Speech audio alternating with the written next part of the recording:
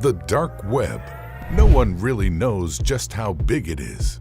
Estimates put it at about 5% of the total internet, with all of that 5% shrouded in mystery.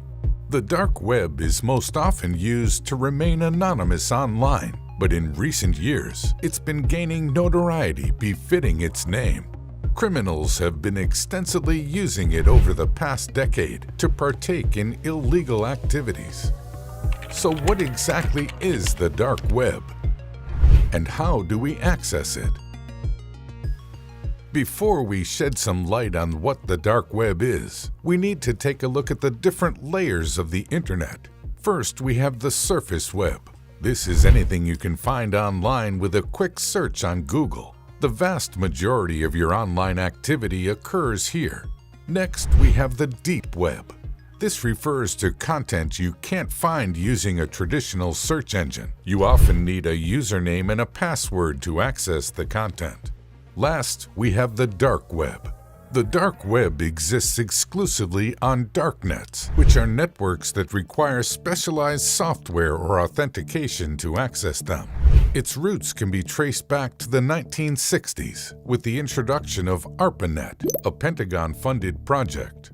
This was initially proposed as a way to enable computers to interact with each other under a tentacle-based structure. In the 70s, the term darknet was coined, referring to networks isolated from the larger ARPANET for security purposes. In the 1990s, the lack of security on the internet and its ability to be used for tracking and surveillance was becoming clear.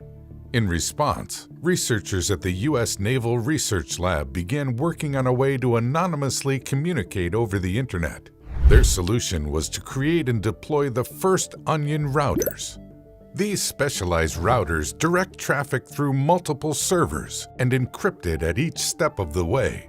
With the release of Freenet, an anonymous file-sharing service in 2000, the stage was set for the modern dark web's emergence.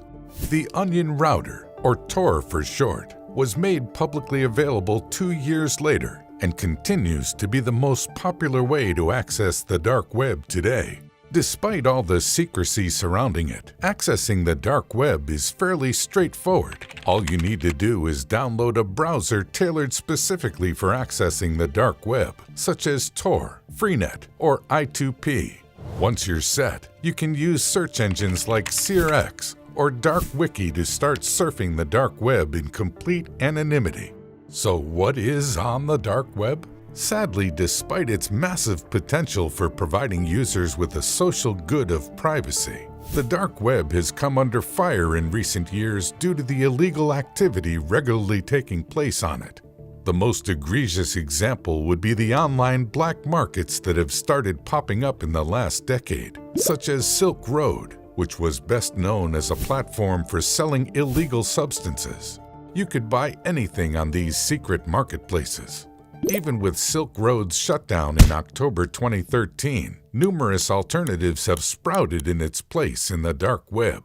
The dark web is still also used to provide much-needed anonymity. Traditional social media platforms such as Facebook have mirror sites on the dark web, which allow users living under oppressive regimes to get past censorship blocks. Journalists also host sites on the dark web, allowing users to make anonymous tips. As the internet becomes less and less privacy-friendly, perhaps we'll see more users opt to conduct their businesses online using the dark web. Using a browser like Tor as your main browser comes with its unique set of drawbacks. For one, it's much slower than using a normal browser. A lot of web services are also blocked from browsers like Tor.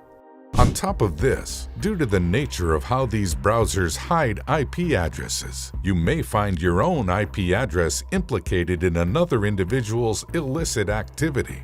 Thankfully, there is an entire industry dedicated to providing users with private browsing experience, virtual private networks, or VPN.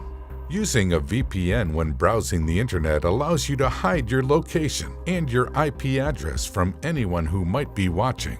Unfortunately, unlike the dark web, using VPNs is not free. On top of that, your data will not be truly encrypted and hidden, as some providers will still collect your information and activity. It's better than nothing, and at the very least, we have options.